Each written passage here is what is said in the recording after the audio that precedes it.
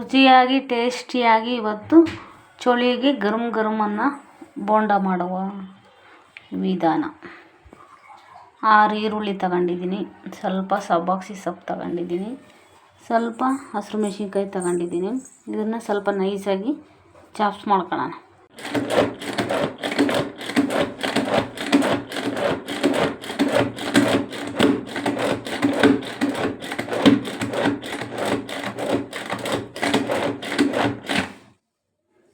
ನೋಡ್ಬೋದು ತುಂಬ ಎಷ್ಟು ಸಣ್ಣದಾಗಿ ಸ್ಲೇಡಾಗಿ ಹೊಡೆದಿದೆ ಚಾಪ್ಸು.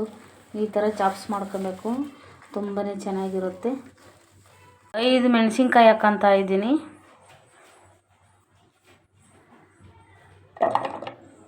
ಎಷ್ಟು ಚೆನ್ನಾಗಿ ಸಣ್ಣದಾಗಿ ಸ್ಲೇಡ್ ಆಗಿದೆ ಅಂತ. ತುಂಬ ಈಸಿ ಟೈಮಲ್ಲಿ ಮಾಡ್ಬೋದು, ಕಡಿಮೆ ಸಮಯದಲ್ಲಿ ಆದಷ್ಟು ಫಾಸ್ಟಾಗಿ ಬೇಗ ಕೆಲಸ ಮುಗಿಸ್ಬೋದು. ಹಾಕ್ತಾಯಿದ್ದೀನಿ, ಇದಕ್ಕೆ ಹಾಕ್ತಾಯಿದ್ದೀನಿ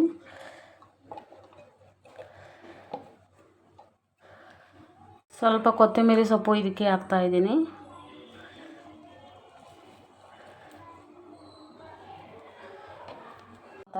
ಇದಕ್ಕೇನೆ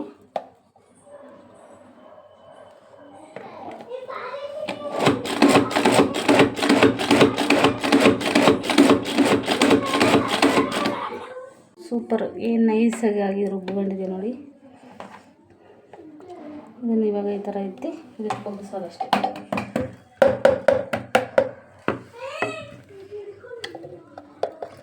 ಇದಕ್ಕೆ ಸಬ್ಬಾಕ್ಸಿ ಸೊಪ್ಪು, ಕೊತ್ತಂಬರಿ, ಕರಿಬೇವು ಮತ್ತು ಹಸಿರು ಮೆಣಸಿನ್ಕಾಯಿ, ಈರುಳ್ಳಿ ಇಷ್ಟು ಇದರಲ್ಲಿ ಚಾಪ್ಸ್ ಮಾಡಿಟ್ಕೊಂಡಿದ್ದೀನಿ. ಇವಾಗ 1 ಕಪ್ಪಷ್ಟು ಕಡಲೆ ಹಸಿಟ್ಟು ಒಂದು ಅರ್ಧ ಕಪ್ಪಷ್ಟು ಒಂದಿಷ್ಟು ಅಕ್ಕಿ ಹಸಿಟ್ಟು ಹಾಕಬೇಕು. ಚೆನ್ನಾಗಿ ಗರಂ ಗರಂ ಆಗಿಬಿಡ್ತದೆ. ನಮ್ಮ ಸೋಡಾ ಎಲ್ಲ ಏನು ಹಾಕಲ್ಲ, ಹಂಗಾಗಿ 3 ಸ್ಪೂನಷ್ಟು ಅಕ್ಕಿ ಹಸಿಟ್ಟು ಹಾಕ್ತಾಯಿದ್ದೀನಿ. ಇವಾಗ ಇದಕ್ಕೆ ಹಸಿಟ್ಟು ಹಾಕ್ತಾಯಿದ್ದೀನಿ, ಕಡಲೆ ಹಸಿಟ್ಟು.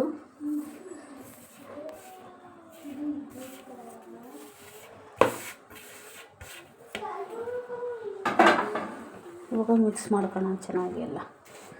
ಚೆನ್ನಾಗಿ ಇವಾಗ ಮಿಕ್ಸ್ ಆಗಲಿ. ಇದರಲ್ಲಿ ಉಪ್ಪು ಲಾಸ್ಟಿಗೆ ಹಾಕಿದ್ರೆ ಚೆನ್ನಾಗಿರುತ್ತೆ, ಇಲ್ಲಾಂದರೆ ಇವಾಗ ಹಾಕಿದ್ರೆ ನೀರು ಬಿಟ್ಬಿಡ್ತದೆ.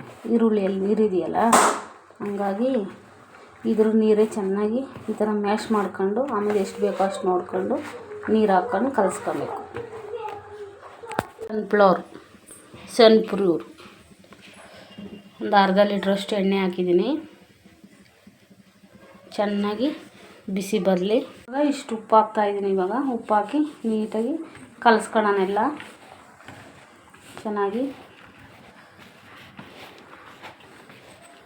ಇವಾಗ ನೀರು ಎಷ್ಟು ಬೇಕೋ ಅಷ್ಟು ಹಾಕ್ಕೊಂಡು ಕಲಿಸ್ಕೊಬೇಕು.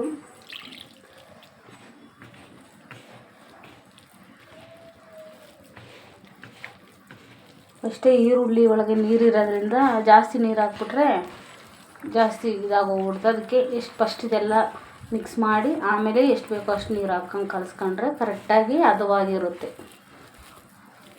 ಇವಾಗ ಬಿಡೋಣ. ನಿಮಗೆ ಎಷ್ಟು ಬೇಕೋ ಅಷ್ಟು ಸೈಜ್ ನೋಡಿಕೊಂಡು ಬಿಡಿ. ಸ್ವಲ್ಪ ಉರಿ ಕಮ್ಮಿ ಇಟ್ಕೊಳ್ಳಿ.